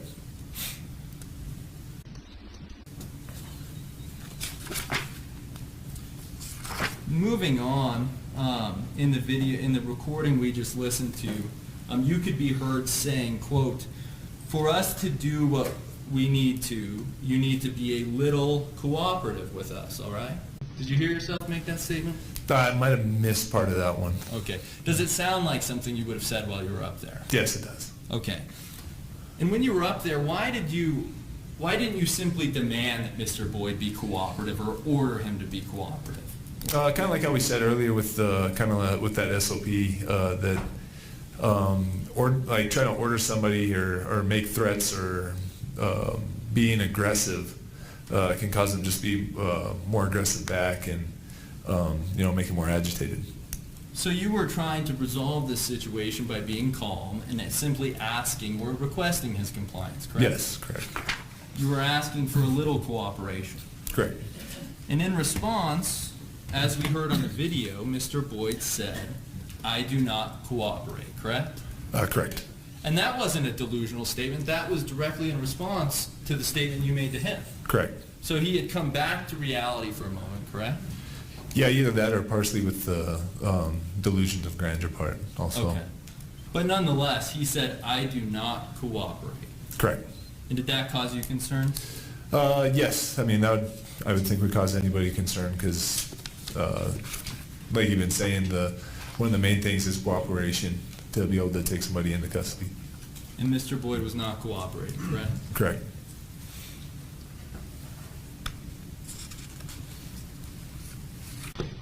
And during that portion of the video and audio recording we listened to, Mr. Boyd can be heard saying, "You are a subordinate officer and you're attacking me." Did you hear that? I did not hear it in that, but I remember that being said on that day, though. Okay, so you have an independent recollection of Mr. Boyd referring to you as a subordinate officer and claiming that you were attacking him. Yes. Okay. And as we've discussed, the subordinate officer aspect of that were his delusions of grandeur, correct? I would agree with that. And his claim that you were attacking him, that was also some sort of delusion, correct? I would agree that it was either a delusion of that, or maybe he was referring to the open space officers that initially contacted him too. So what information did you receive that led you to believe that Mr. Boyd had been attacked by 2 officers? At that point in time, I had no reason to believe that. Okay. You had no reason to believe that 2 officers had simply attacked Mr. Boyd, correct? That's correct. And in fact, Mr. Boyd was claiming that you were attacking him, correct? Correct. But that wasn't the case. No, that wasn't the You case. were not attacking Mr. Boyd. Not at all. You were being calm, correct? Correct. And you were attempting to de-escalate Mr. Boyd. Correct. And in response, he claimed you were attacking him. Correct.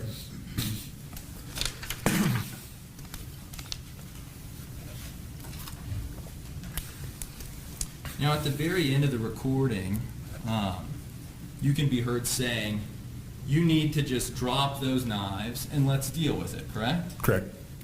Okay, so you wanted Mr. Boyd to drop the knives, correct? Correct. And at that point, he was still holding them in his hands. Yes.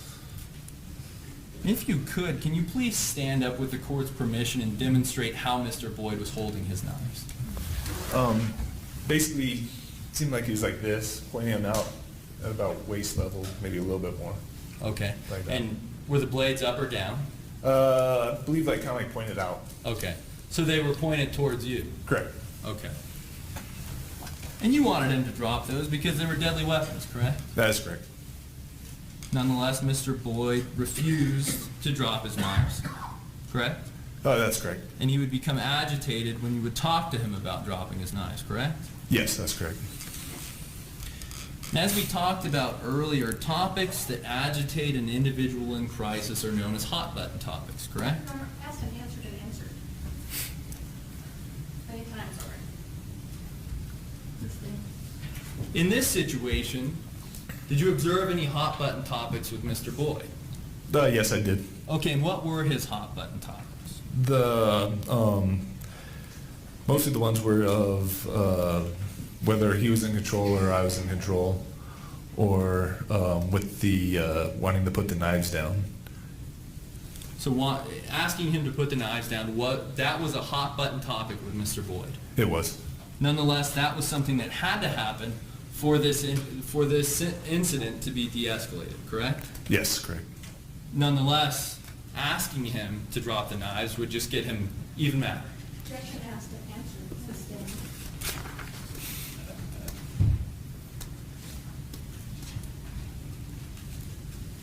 Now I'm going to play another portion of Officer McDaniel's tape, Defendant Perez's exhibit B1A, from 16 minutes and 35 seconds to 17 minutes and 11 seconds, and the transcript, which has been marked as Defendant Exhibits D3, page 27, line 8 to page 28, line 9.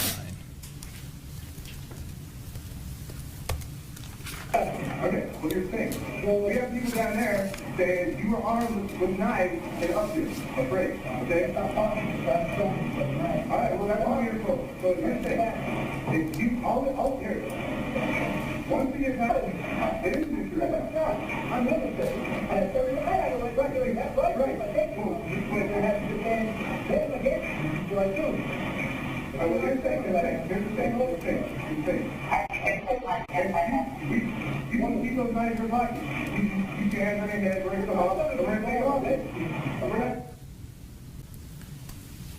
So as this incident went on, you continued to talk to Mr. Boyd about dropping his knives, correct? Correct. He still continued to refuse to do so, correct? Yes, that's correct. And he didn't even think it was an issue, him holding knives, correct? Not really. I think he said that those knives were protecting him just like our guns were protecting us. So I think he didn't think that they were an issue or he had the right to have them. Okay. And he also thought that he had the right to, and this is a quote from Mr. Boyd, the right to carry that rifle if I take it from you. That's what he said, correct? I didn't hear it on there. I don't recall ever hearing that, but if it was on there, then it was. But Okay, you wouldn't dispute it if it had just run across the screen, correct? not if it was just on there, no. Okay. And he also said, and I have to defend them against you, and then something inaudible, before I kill you, correct? That's correct. And who was that threat directed to? I think either myself or any of the officers there. So he was threatening to kill either you or the other officers? Correct. Okay. And this is after some time that you've been trying to work with Mr. Boyd, correct? Yeah, it'd been a little while. Okay. And based on his threat to kill you, he wasn't calming down, correct?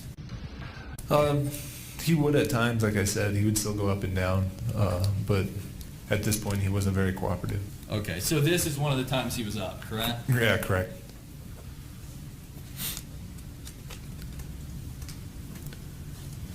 Now, at the very end of that recording, I believe you can be heard saying, you can keep those knives in your pocket, you just keep your hands on your head, we're going to come up and we're going to take them off you. Is that correct? Yes. And that was another, you were exploring different ways to resolve this situation, correct? Correct. And you would agree that even if Mr. Boyd had put his knives in his pockets, he would still be a threat to you officers, correct? Yes, it'd still be a very large threat. And that's because he could take those knives out at any moment, correct? Yeah, he'd have quick access to them And you wouldn't- quick usage for them. Okay, I'm sorry. And you wouldn't let him get close to you with those knives in his pockets, correct? That's correct. You wouldn't let him walk down that mountain towards you, correct? That's correct. Even if he promised he wasn't going to take out those knives, you wouldn't have believed that, correct? No, I would have switched up the orders, like having him get down like on his stomach to take him into custody or something. You would have Would've told been- him to get on the Yeah, ground? different procedures would have been taken to be able to try to attempt to take him into custody if he did do that. And based on your CIT training, you would have said something like, get on the ground, correct? Correct. You probably would have repeated that, correct? Yes.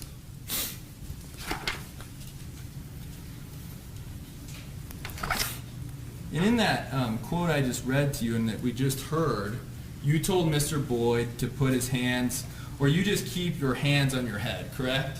Correct. You wanted Mr. Boyd to put his hands on his head, correct? Correct. Throughout this incident, did Mr. Boyd ever put his hands on his head? Not that I can recall. Okay. He never put his hands on his head as a sign of surrender, correct? That's correct.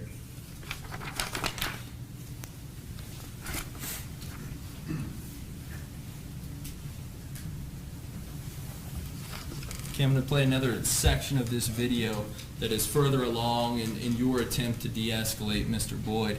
And this is from Defendant's Exhibit B1A, minute 1809 to 19.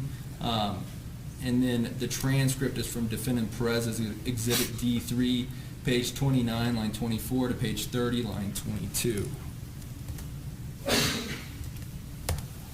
All four. Good thing. Okay, here's the thing, man. We don't want to do it. We don't want to do it. We gotta take it one step at a time. As soon as we're known to...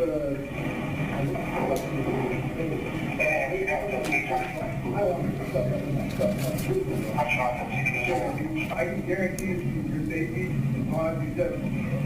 But this we're gonna have to follow it. But we can't constantly. So at this point, as your attempt to de-escalate Mr. Boyd goes on, no progress has been made, correct? Correct. He's still talking about the Department of Defense, correct? Correct. And you're still talking to him about putting down those knives. That's correct. And those are still those hot button topics, correct? Correct. And those are at times making him more and more agitated, correct? Yes. But you had to talk about it because that's what needed to happen for him to walk down, correct? Yes, that's correct. During that recording, did you hear Mr. Boyd reference shedding blood? I might have missed that one. I didn't hear that one. Okay. Your Honor, may I play that portion again and see if Mr. Monette can hear that? Objection, you know to be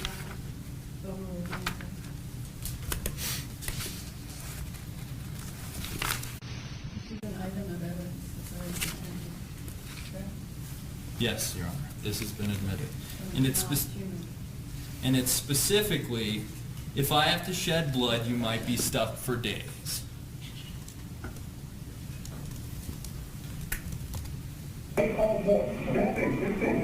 thing. Okay, here's the thing, man. You don't want to do it. You don't want to do it. You don't want to do it. You got to take it one step at a time. As soon as we're known to...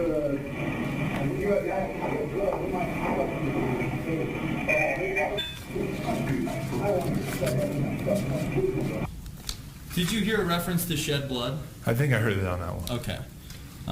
So this is after you had been up there for quite some time, correct? Correct. And he's talking about shedding blood, correct? Correct.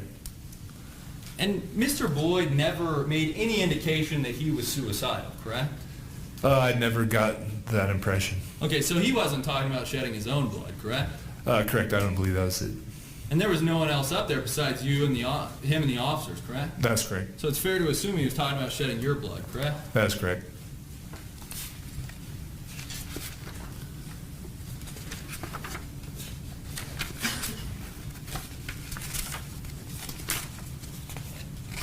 One more clip I'd like to play for you. This is, once again, is your efforts to de-escalate Mr. Boyd went on. And this is Defendant Perez's Exhibit B1A, minute 22 and 28 seconds to 25 and 8 seconds, and Defendant Perez's Exhibit D3, page 34, line 16 to page 37, line 14.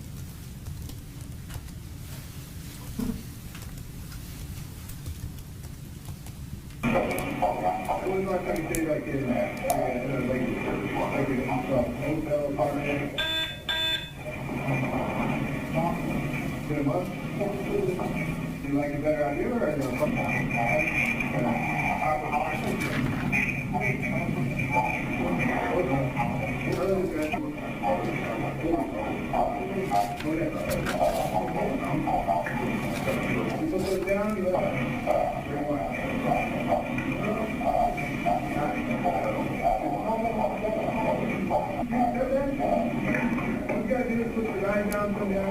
start talking to them, oh, you will take your stuff down there for you. I don't know that.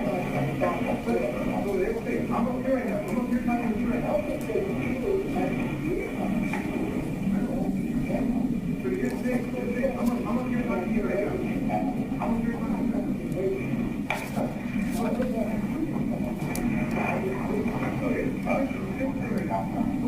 We're out here. We're here. I told them to start getting down there and start getting all that.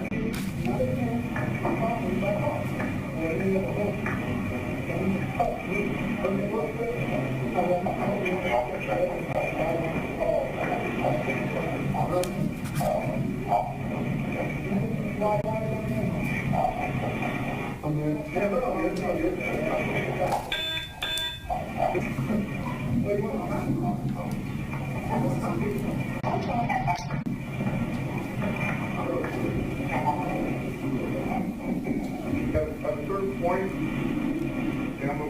all of you is on, at a certain point. Mr. Monette, do you remember offering to set Mr. Boyd up in a hotel? Yes, I do. And that was one of the things you did to try and convince him to comply or cooperate with your request, correct? Yes, that's correct. That offer didn't work, though, correct? No, it didn't. You'd also offered to take Mr. Boyd to Denny's and buy him a meal, correct? Yes, that might have been somebody else. It might not have been me, but I do remember that being said. You Though. remember that offer being made to Mr. Boyd? Yes, I do. And that also didn't de-escalate him, correct? No, it didn't. That didn't convince him to put down his knives. No, it didn't. You even offered, in that recording that we just listened to, you said, we will take your stuff down there for you. Do you remember hearing that or reading that? Yes, I do. And you were referring to all the stuff he had in his camp, correct? Yes, that's correct. So you and the other officers there would have picked up his bags and carried them down the mountain for him, correct? Yes, that's correct. And you would have done so they wouldn't have been left up there, correct? Correct. And hopefully calm him down and maybe agree to coming down peacefully. Okay. So that was another step you did to try and resolve this situation. Yes. Nonetheless, Mr. Boyd was still not complying with you, correct? Yes, that's correct. And at the end of that recording, an officer can be heard telling Boyd that at a certain point we are not going to be able to continue to go back and forth like this. Is that correct? Yes, that's correct. Do you know who said that? That was Sergeant Carpenter. Okay. And did you agree with that statement? Not necessarily. I think we could have been up there for a while trying to get him to come down. I didn't think it'd be, something that would be in the immediate future, there's something that would happen very soon. And you were up there for a while, correct? Correct. You were out there for an hour and 10 minutes approximately, correct? Correct. And during that entire time, you weren't able to make headway with Mr. Boyd, correct? Not very much. Pretty much whenever I did make any progress, as soon as the knives were mentioned, putting them down, that's what just would take him back up right away. Okay. So you weren't able to make progress. You weren't, as you said in this last tape, you weren't even able to make it across that first bridge, correct? Objection asked and answered. This is compounded, and I think he said you could make some progress if you just answer. Objection to speaking objection. Sustained as to asked and answered, and sustained as to a speaking objection. Please don't do that. During the audio and video we just listened to, you could be heard saying, I'm still trying to get over that first hump, that first little bridge, correct? Yes. So you hadn't even got over that first little hump, correct? Yeah, I could see that with usually the first step of getting some compliance would be them agreeing to the commands of putting knives down or putting them away or throwing them away or whatever. And he hadn't done that. Correct.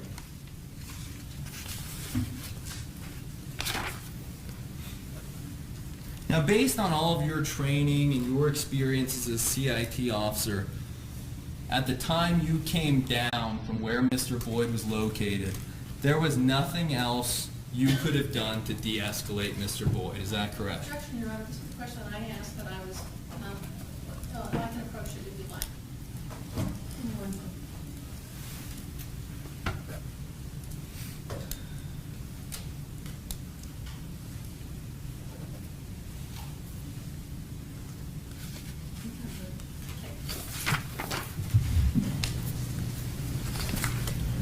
Mr. Monette, during your time at the March 16th, 2014 incident, did you see Officer Dominic Perez? Yes, I did briefly. Okay, and when did you see him? It was when I was moved back all the way to the outside perimeter position. Okay. Right when he was arriving, he was just showing up. I mean, just passed for like a minute Okay. at the most. And is it fair to say that Officer Dominic Perez arrived immediately before force was used against Mr. Boyd? Yes. Okay. And you were present at the scene when force was used against Mr. Boyd, correct? Yes, I was. And although you were present, you did not actually observe Mr. Boyd's actions immediately before that force was used, correct? Yes, that's correct. And you did not observe the actions of the officers immediately before that force was used, correct? That's correct. And throughout this incident, you did not receive any orders or commands from Officer Perez, did you?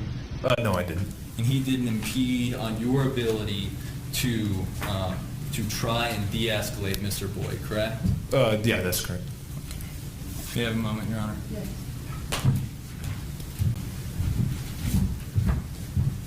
Mrs. Day, you have a seat. Thank you, Your Honor. Good afternoon, Officer Monette. Afternoon.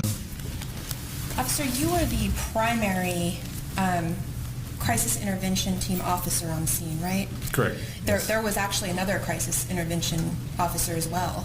Yes, there was. So there's more than one of you trying to work this situation.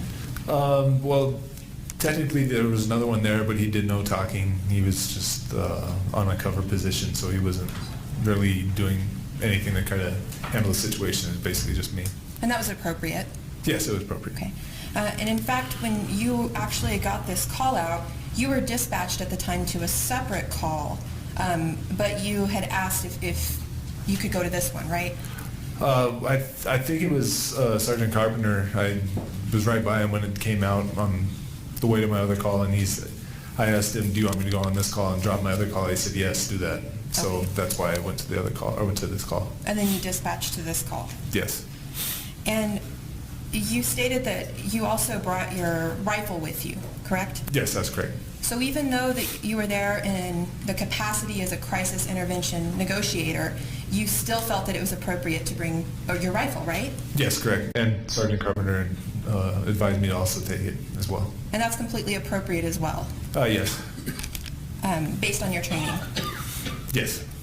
Now I want to talk just briefly with the progress that was made with Mr. Boyd in the hour, 10 minutes, hour and a half you were there. Would you agree with me that the progress didn't get any worse, but it didn't get any better? Is that a fair statement? I would agree to that. Is that how you've actually characterized the progress in past interviews? I would believe so. Okay. Now, you would agree with me that the act of replacing your fellow field officers with tactical units after the progress was not getting any better, in your experience, is not uncommon in this situation? I've been in a situation before where that's what happens. When tactical is replaced, Yes. when there's not progress being made? Correct. Okay. And I believe at this point, right around the time whenever Sergeant Carpenter had pulled you off, right? Correct. It was getting darker at this time, correct? Yes, it was. Okay. And as a police officer, in your training and experience, when someone threatens fellow officers with knives, I think you testified before, that's called aggravated assault on a police officer, right? Yes, that's correct. Okay. And you have to take them into custody at that point.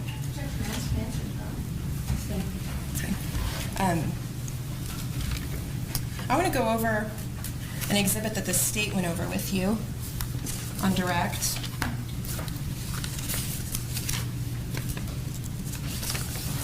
Can we turn the projector on, please, Judge?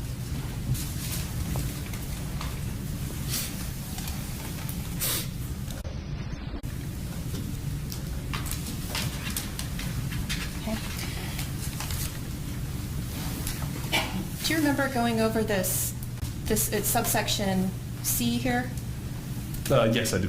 And this is the SOP, it's State's Exhibit 2 for response to mentally ill. Is that right? Yes, it is. Okay.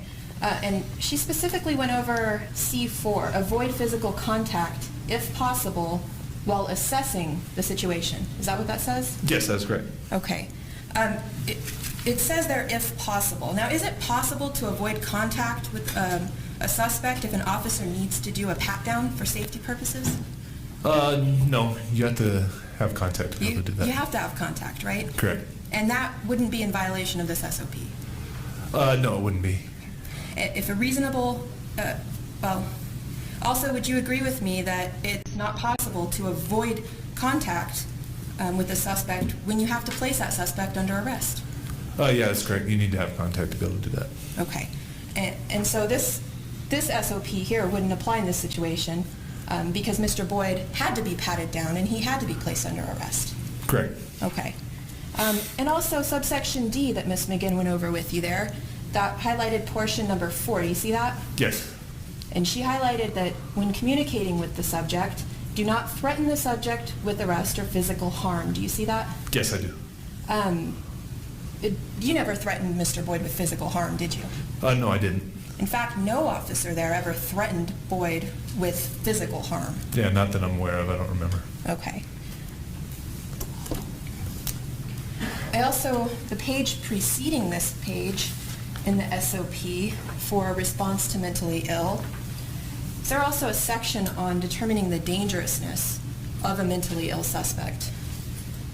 Yes, that's what it is. Is this what that is? Yeah. The specific indicators here, what do you see here that Mr. Boyd demonstrated in assessing the dangerousness he posed to officers?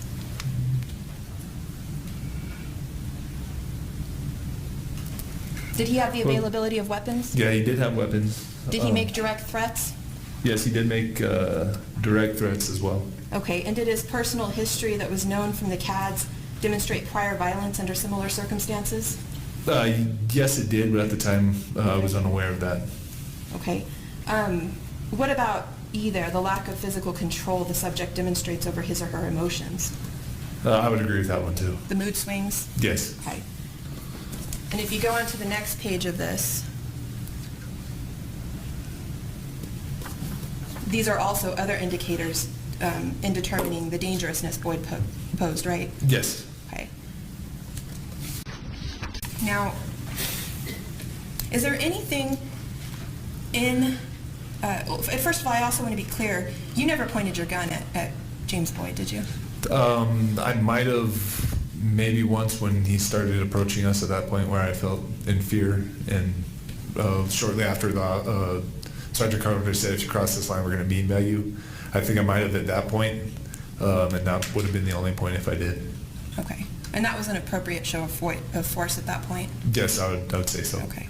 Is there anything in the SOP that states that just because a suspect is mentally ill, that you can't arrest them when they commit a violent felony? No, not that I know of.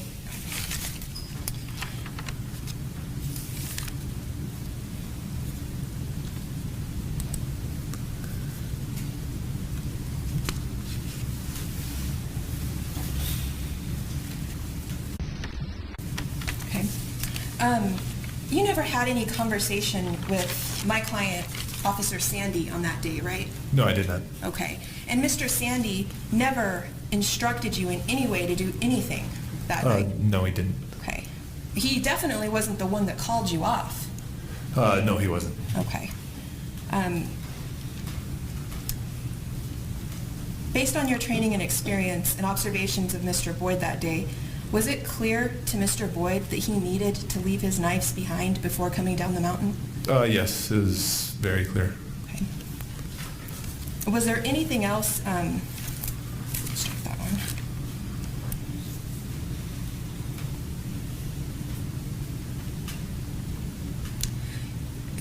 I think there were some calls played earlier. The dispatch that was played earlier indicated different times when Mr. Boyd took the knives out and approached you and the other officers. Do you remember that? Yes, I remember.